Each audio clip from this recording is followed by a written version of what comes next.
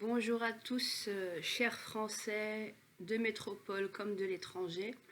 Alors, j'ai un message bien spécifique à faire passer à nos politiques français et notamment les questions que l'on voit ressurgir sur le débat public concernant l'émir Abdelkader, comme la question des harkis, notamment qu'un certain monsieur Ruffin a abordé il y a moins d'une journée au niveau de l'Assemblée. Alors, j'avais un message particulier à faire aux politiques et au peuple en France. Je suis binationale franco-algérienne et je tenais donc à adresser ce message à tous ceux qui cherchent à surfer sur l'histoire de nos deux pays.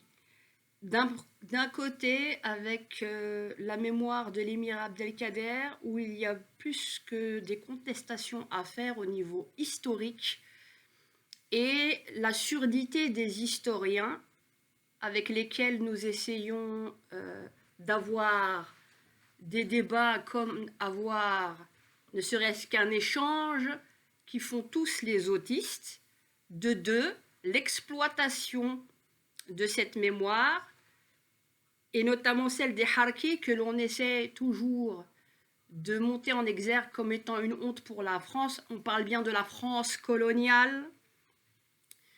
Et le recours aux indemnités qu'on leur demanderait, comme si nous ne serions pas en mesure de réclamer pour tous les enfants et descendants de ceux qui ont été estropiés, tués, massacrés par ce régime colonial français d'antan, et qui ont eu leur appui auprès de ces harkis et enfants de harkis qui défendent la mémoire des traîtres.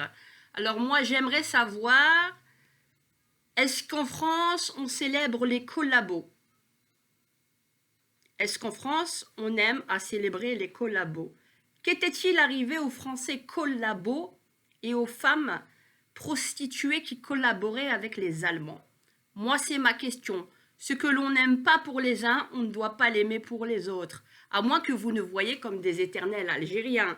Alors, la question à ce moment-là de la binationalité qu'on aime tant remettre à jour, c'est le discours de M. Éric Zemmour. À quelques mois des présidentielles, même pas 2 mois, on ressort la question des harkis et de l'émir Abdelkader. Moi, ma question aux politiques, quand est-ce que vous serez en mesure, et même aux historiens, d'avoir de réels débats de fond, d'accord? De 1, de 2, d'arrêter de surfer sur la vague.